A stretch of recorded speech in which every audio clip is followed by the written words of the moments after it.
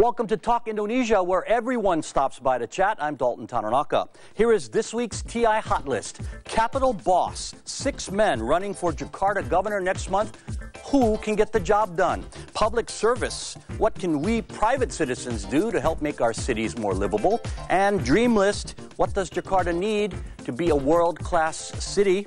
Here beside me every week is Rahayu Saraswati, Sarah, actress, activist, student of spirituality, and the only one on this day who doesn't have a mustache.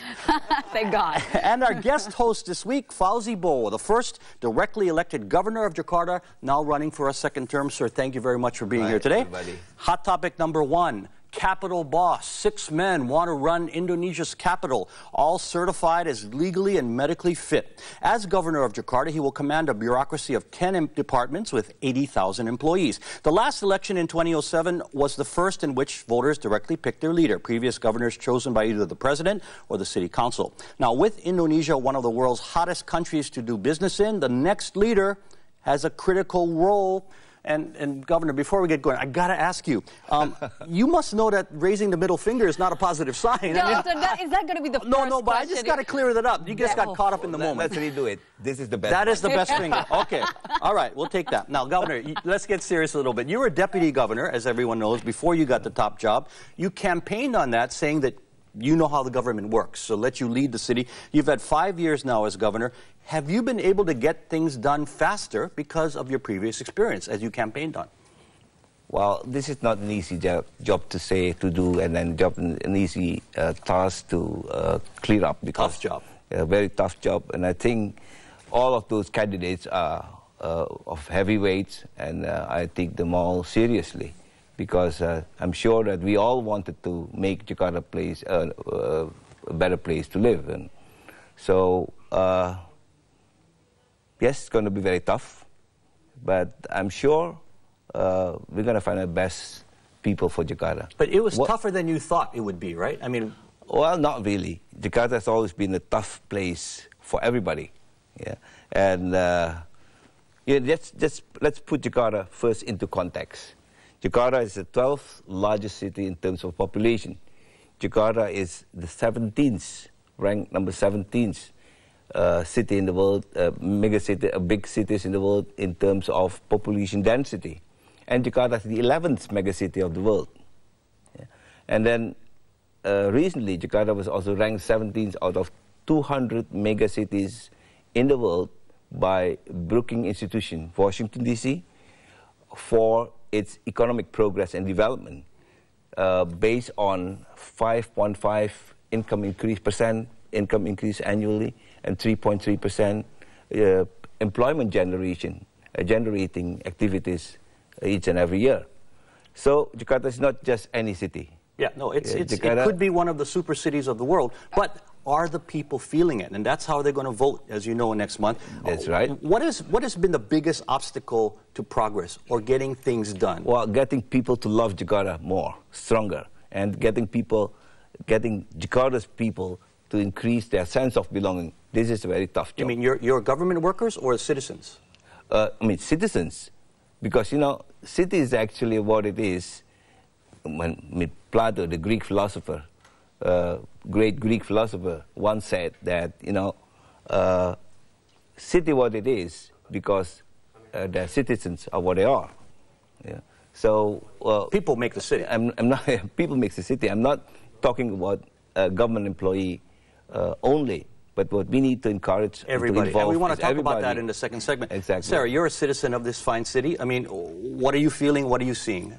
Well, of course, here I think, well, definitely for one thing, I'm listening so far because I really just want to know your opinions, you know, sir, because I think, you know, for the past few debates that's been happening, you haven't been there, and you know, we've all wanted to hear your points of views.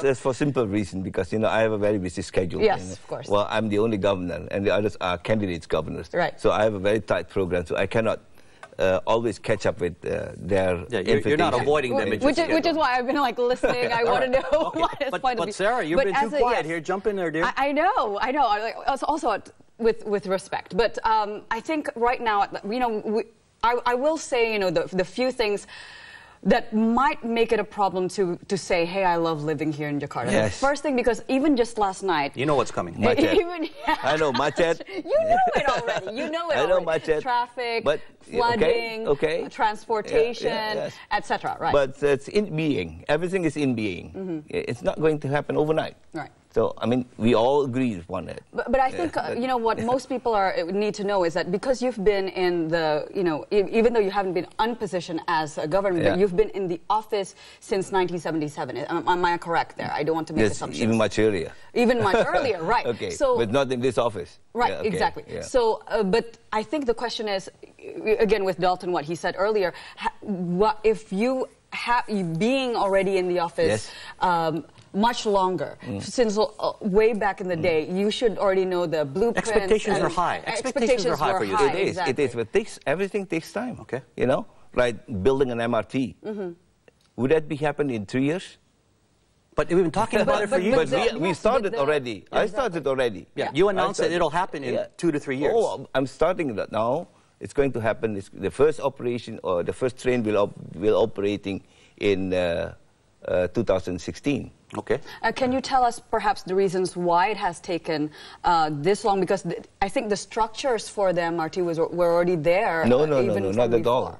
I had to start from scratch. Really? Even with the, you know... Oh, that's different. You're talking about different story. The monorail. That's the monorail. Right. That's not the MRT. The MRT is it's going to be different. I think that's what people I think land acquisition was a big problem too, right? Not land acquisition. Financing is a problem. Oh, okay. All right. Because a big project like MRT could not be financed by commercial loan or commercial money. So what we need is to look for a proper financing for this. And government stepped in. Japan government, some other governments? We got a loan from the Japanese government. Yes, it's 30 years plus 10 years grace period, and then a very low interest. So it's on? It's on. Okay. It's on. You know, we are all citizens of Jakarta, and there has been progress made in 5 years. I want to note some of these things. I mean, there are buses, more buses, clean, new buses on the roads. People argue, you know, I didn't want to take away a lane of people traffic. expect more. Yeah. Yes, that's what we're going to improve soon. Yeah. And, you know, talking about public health, talking about education, while Jakarta still ranked the best throughout the country. You know, life expectancy of people of Jakarta is almost as high as those people living in California. It's going up. Yes. 77 years old and more. Okay, let us get specifically. What does it take, the #1 quality, to be governor? Let's drop a real short list. I mean, do you have to be from Jakarta? No, because one of your candidates is not. But you have to really know Jakarta.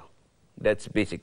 #1. A person who's going to be the governor of Jakarta, he has to know Jakarta well, physically, geographically, economically, and culturally. So it doesn't have to be born here as long as he knows it.